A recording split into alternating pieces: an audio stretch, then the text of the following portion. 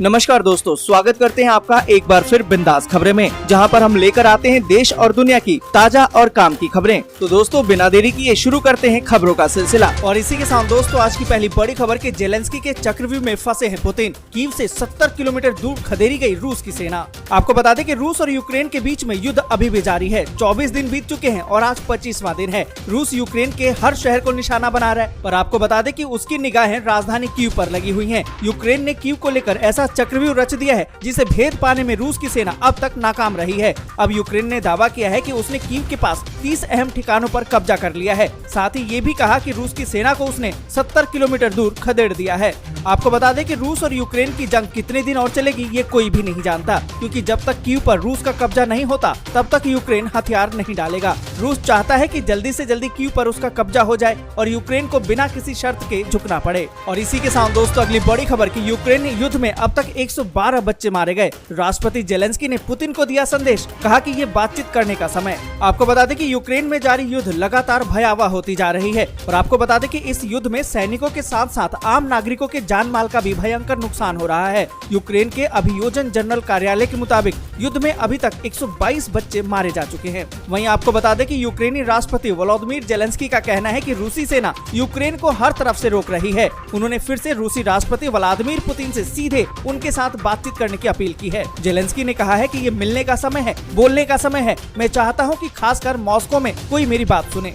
और इसी के साथ दोस्तों अगली बड़ी खबर की पुतिन ने मॉस्को में की विशाल रैली। आपको बता दें कि समाचार एजेंसी एपी की रिपोर्ट के मुताबिक रूसी राष्ट्रपति व्लादिमीर पुतिन शुक्रवार को अपने फैसले के पक्ष में ताकत दिखाने के लिए मॉस्को में एक झंडा रैली में नजर आए। इस रैली में 2 लाख से अधिक लोग लुझनिकी स्टेडियम के पास मौजूद थे। मालूम हो कि क्रीमियाई प्रायद्वीप पर रूस के कब्जे की 8वीं वर्षगांठ के मौके पर इस रैली का आयोजन किया गया था। मंच से नाजीवाद से लड़ने वाले नेता के तौर पर पुतिन की तारीफ की गई। और इसी के साथ दोस्तों अगली बड़ी खबर की रूस ने यूक्रेन पर दागी हाइपरसोनिक मिसाइल, हथियारों के डिपो को कर दिया नष्ट। आपको बता दें कि रूस और यूक्रेन के बीच में युद्ध जारी है। 24 दिन का युद्ध बीत चुका है, आज 25वां दिन है। दोनों देशों के बीच कई दौर की बातचीत भी हो चुकी है। युद्ध को लेकर अभी तक कोई हल नहीं निकल पाया है। हालांकि इस बीच रूस के रक्षा मंत्रालय ने बड़ा दावा किया है। रूसी रक्षा मंत्रालय के मुताबिक यूक्रेन के खिलाफ हाइपरसोनिक मिसाइलों का उपयोग किया गया है। इनका इस्तेमाल करके यूक्रेन के हथियारों के एक बड़े भूमिगत डिपो को तबाह कर दिया गया है। और इसी के साथ दोस्तों अगली बड़ी खबर की अमेरिकी थिंक टैंक ने दी है चेतावनी। 4 करोड़ से ज्यादा लोगों को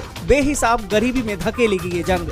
आपको बता दें कि रूस और यूक्रेन के बीच में जिस तरीके से युद्ध चल रहा है अभी खत्म होने के इसके आसार नहीं नजर आ रहे हैं। इस संघर्ष का सीधा असर दुनिया भर के देशों पर पड़ता दिखाई दे रहा है। खाद्य और ऊर्जा कीमतों में तेजी देखने को मिल रही है। इस बीच एक अमेरिकी थिंक टैंक ने गरीबी बढ़ने की चेतावनी जारी कर दी है। थिंक टैंक ने कहा है कि युद्ध की चपेट में आकर दुनिया के 4 करोड़ से ज्यादा लोग अत्यधिक गरीब हो सकते हैं। और इन सबके बीच दोस्तों अगली बड़ी खबर की यूक्रेन के राष्ट्रपति जेलेंस्की ने कहा रूस को पीढ़ियों तक जंग की कीमत चुकानी पड़ेगी।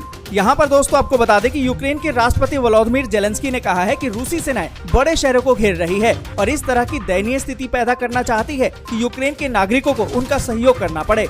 आपको बता दें कि हालांकि जेलेंस्की ने शनिवार को चेताया कि ये रणनीति सफल नहीं होगी। अगर रूस युद्ध को समाप्त नहीं करता है तो उसे लंबे समय में नुकसान उठाना पड़ेगा। और इन सभी के बीच दोस्तों अगली बड़ी खबर की ग्राहकों के लिए बड़ी खुशखबरी। बुकिंग के सिर्फ 2 घंटे के भीतर घर पहुंच जाएगा एलपीजी गैस सिलेंडर। आपको बता दें कि सरकारी oil marketing company Indian oil ने एक तत्काल सेवा की शुरुआत कर दी है। इसके जरिए उपभोक्ताओं को महज 2 घंटे में ही गैस का सिलेंडर दे दिया जाएगा।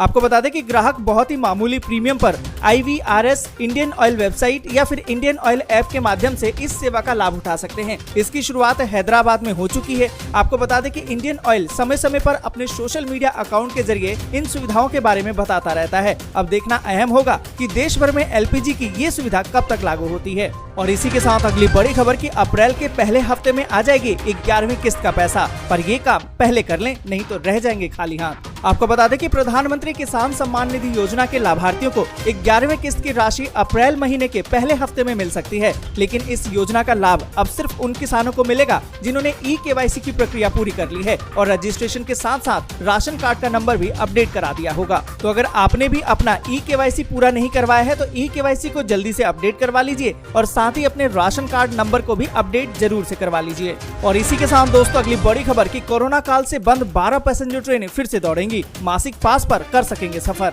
आपको बता दें कि कोरोना काल से बंद पड़ी 12 पैसेंजर ट्रेनों को फिर से पटरी पर दौड़ाया जाएगा। इन ट्रेनों को चलाने के आदेश जारी कर दिए गए हैं। ये ट्रेनें अगले 1-2 दिन तक पटरी पर लौट आएंगी। इसके बाद यात्री पहले की तरह ही जनरल टिकट खरीदकर पैसेंजर ट्रेन में सफर कर सकेंगे। इन ट्रेनों के दोबारा शुरू होने से कई ग्रामीण इलाके फिर से रेल के संपर्क में जुड़ जाएंगे। और आपको बता दें कि रोजाना सफर करने वाले यात्री अपने मासिक पास पर आसानी से सफर भी कर सकेंगे। और इन सभी के बीच दोस्तों अगली बड़ी खबर की भगवंत मान की पहली कैबिनेट में बड़ा फैसला, पंजाब में 25,000 सरकारी नौकरियां देगी सरकार। आपको बता दें कि पंजाब के मुख्यमंत्री भगवंत मान ने शनिवार को अपनी पहली कैबिनेट बैठक के पहले फैसले में ही 25,000 सरकारी नौकरियां देने पर मुहर लगा दी है। इसमें से 10,000 नौकरियां पुलिस विभाग और 15,000 नौकरियां बाकी अलग अलग विभाग में आएंगी। और आपको बता दें कि भगवंत मान ने कहा है कि योग्यता के आधार पर नौकरियां दी जाएंगी। उन्होंने कहा कि कोई भेदभाव नहीं होगा, कोई सिफारिश या फिर कोई रिश्वत नहीं होगी। और इसी के साथ दोस्तों अगली बड़ी खबर की दिल्ली स्थित हैदराबाद हाउस में पीएम मोदी से मिले फूमियो किशिदा 14वें भारत जापान शिखर सम्मेलन में हुए शामिल। यहाँ पर आपको बता दें कि जापान के प्रधानमंत्री फूमियो किशिदा शनिवार को भारत के 2 दिवसीय दौरे पर नई दिल्ली पहुँच गए हैं। और आपको बता दें कि वो सबसे पहले पीएम नरेंद्र मोदी से मिलने पहुँचे। दोनों वैश्विक नेताओं के बीच दिल्ली हैदराबाद हाउस में वार्ता हुई। आपको बता दें कि भारत यात्रा के दौरान पीएम किशिदा भारत के लिए 5 ट्रिलियन येन यानी कि 42 अरब अमेरिकी डॉलर के निवेश की योजना की घोषणा कर सकते हैं। और इसी के साथ दोस्तों अगली बड़ी खबर कि भारत पाक में फिर होगी महाजंग, 27 अगस्त से श्रीलंका में खेला जाएगा एशिया कप। आपको बता दें कि एशिया कप 27 अगस्त से 11 सितंबर के बीच में श्रीलंका में आयोजित किया जाएगा। ऐसे में भारत और पाकिस्तान के बीच में भिड़ंत होने जा रही है। इस बार का टूर्नामेंट T20 फॉर्मेट में खेला जाएगा और इसके लिए क्वालिफायर 20 अगस्त 2022 से खेले जाएंगे। आपको बता दें कि एशिया कप 2022 में 6 टीमें खेलेंगी, जिसमें भारत, श्रीलंका, पाकिस्तान, बांग्लादेश, अफगानिस्तान और एक क्वालिफायर शामिल है। क्वालिफायर मुकाबले यूएई, कुवैत, सिंगापुर और हांगकांग के बीच खेला जाएगा। और इसी के साथ दोस्तों अगली बड़ी खबर कि चाइना में कोरोना ने फिर दुनिया को डराया। आपको बता दें कि भारत के पड़ोसी देश चीन में कोरोना वायरस महामारी के मामले एक बार फिर तेजी से बढ़ रहे हैं। चीन के राष्ट्रीय स्वास्थ्य प्राधिकार ने देश में कोरोना वायरस संक्रमण से 2 लोगों की मौत की पुष्टि की है, जो जनवरी 2021 के बाद से मृतक संख्या में दर्ज पहली बढ़ोतरी है। देश में कोरोना वायरस के ओमिक्रॉन स्वरूप से संक्रमण के काफी मामले हैं। चीन में शनिवार को संक्रमण के 2157 नए मामले सामने आए, जो संक्रमण के सामुदायिक प्रसार से जुड़े हैं। आपको बता दें कि इस प्रांत में यात्रा प्रतिबंध लगाए गए हैं और लोगों को यात्रा के लिए पुलिस की अनुमति लेना अनिवार्य बनाया गया है। और इसी के साथ दोस्तों अगली बड़ी खबर के अभी से सताने लगी है गर्मी, शनिवार से बढ़ेगा दिल्ली NCR का पारा। आपको बता दें कि इस बार गर्मी समय से पहले ही लोगों को झुलसाने लगी है। आमतौर पर होली के वक्त तक हल्की ठंड होती है, मगर इस बार तापमान बढ़ता जा रहा है। सुबह से ही तेज धूप के कारण लोगों को परेशानी हो रही है। इस बार होली के आसपास ही गर्मी ने अचानक से दस्तक दे दी है। आमतौर पर होली के वक्त जो हल्की ठंड रहती थी वो भी नदारद है। अब होली बीतने के बाद आने वाले दिनों में तापमान तेजी के साथ बढ़ सकता है। और आपको बता दें कि दिल्ली की बढ़ती हुई गर्मी के पीछे का कारण राजस्थान से जुड़ा हुआ है। बताया तो ये जाता है कि दिल्ली में राजस्थान के रेतीले इलाकों से आने वाली गर्म हवाएं ही गर्म। पल की खबर के लिए जुड़े रहिए हमारे साथ और देखते रहिए बिंदास खबरें। और उससे पहले अगर अभी तक आपने चैनल को सब्सक्राइब नहीं किया तो सब्सक्राइब कीजिए और लाइक कीजिए। जय हिंद, जय भारत।